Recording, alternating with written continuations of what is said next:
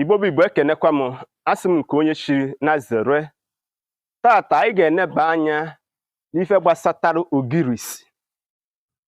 Ogirisi na-enu ya anya. Ogirisi n'ala Igbo. Ogirisi is one of the most sacred tree enwere n'ala Igbo. Na-enu ukwu ya anya. Na-enu ya ihe bụ ogirisi. Mana ị bịa na ogirisi dị ụzọ na-abụ. Enwere oke ogirisi nwee nwunye ogirisi. Mata burugbuo ọ bụ osisi a na-akpọ ogirisi ka eji were eme gịnị? Akpa oke ana. Ọ bụrụ na mmadụ na-abụ nwere okwu ife gbasatara oke ana n'ala Igbo, ọ bụ ogirisi ka a na-eje eme gịnị? Eje gbute.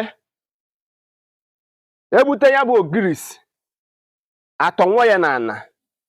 Atọnwụ ya n'ana. Ya bụ ukwu ogirisi a atọgbọ ya n'ana. Agwa onye ahụ mmadụ na-abụ na-aza ana si ya na ọ bụrụ na ị ma na oke ana gị bidoro ebe a, gị were ogirisi ime gịnị? Gwi. Maka na ngwa ngwa onye ahụ mere ya n'ọfụ, ọ ya afụju anya.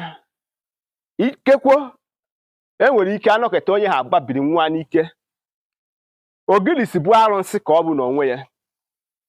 Eji abụbọ ogirisi eme ọtụtụ ọgwụ dị iche iche. Ejikwa akwụkwọ ogirisi dịka onye chọrọ ịdọchi ụwa ya ma ọ bụ ịda agwụ.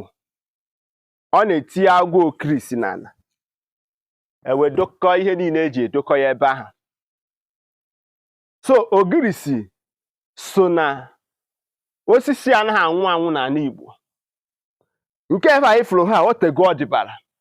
Ha mụọ na tupu egwuye ya bụ ihe.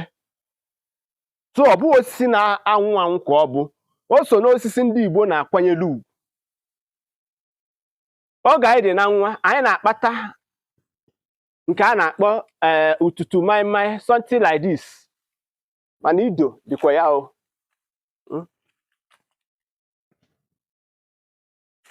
Something like this. Ido dị ya. Anyị eme gịnị? Anyị ewechafu ya mee gịnị? Mịa ya. Nke tọrọ ụtọ.